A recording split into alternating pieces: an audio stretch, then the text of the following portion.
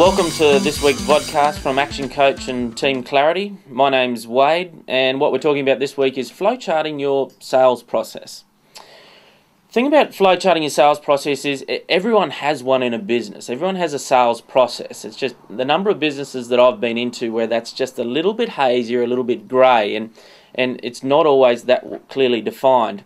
And when I sit down with a business owner and I grab a sheet of paper and I say, great, start telling me what your sales process is, and I start writing it down, it can often get a little bit hazy or a little bit sketchy. And a couple of the comments that start coming in are things around, well, I'm not actually too sure what John does at that stage of the process, or I'm not too sure what actually happens after we've given the quote, whether anything does happen after that. And it becomes a little bit grey and it becomes a little bit sketchy as to what's happening there. So I recommend that we go through and we document the sales process. Now, how do I do that? I do a very simple flowchart system, box, decision yes, decision no, and how we run it through it. So how do we go through the process and find out what to actually put in those boxes? Well, I have two methods I recommend. And the first one is get all of your team together. Get everyone who's involved in the sales process, get them together and ask them a lot of questions about what it is that they actually do.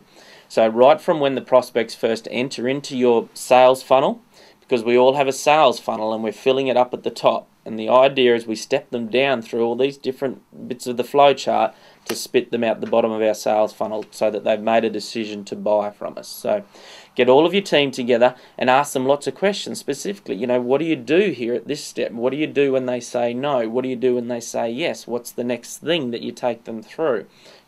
How do you sell the benefit? What's the first step when you answer the phone or get the inquiry? How do you handle that type of thing? So the first thing is to ask a lot of questions and get that in there and document that right through. So get everyone involved who's currently in the sales process. The second way, which I do recommend, and it's a great way, a little bit scary for some people, but is to employ someone external from you to come in to the business, go in and act as a mystery shopper. Get them to document what they see. So they come in, they document how they were greeted, they document all the questions that they were asked or questions that they weren't asked in a lot of cases. But basically write all the different things that happens to them on their way to making a decision whether they're going to buy your product or your service. And it's a great way to marry up what we think happens to what actually does happen. So, two ways. Get your team together, and the second one, get a mystery shopper in. Big question is I get asked, so Wade, why would I want to do this? Why do I need to take the time to document this sales process? Well, easy. Conversion rate. Conversion rate's super important. See, when you first start out documenting your sales process, a lot of people might just think that there's just 2 steps or 3 steps, 1, 2, 3. Yeah? And we do our conversion rate based upon just those 3 steps. When we start documenting it out, we might find that we actually have 33 steps. And the great thing about when it's documented, instead of just doing one conversion rate for the whole entire business, where it's conversion from prospect right through to sale, we can start breaking it down and actually doing specific conversion rates at different steps of the process along the way. So you can really start defining it, breaking down and figuring out which are the strong areas of your sales process and which are the weaker areas that we need to inject some more training or inject some more energies into.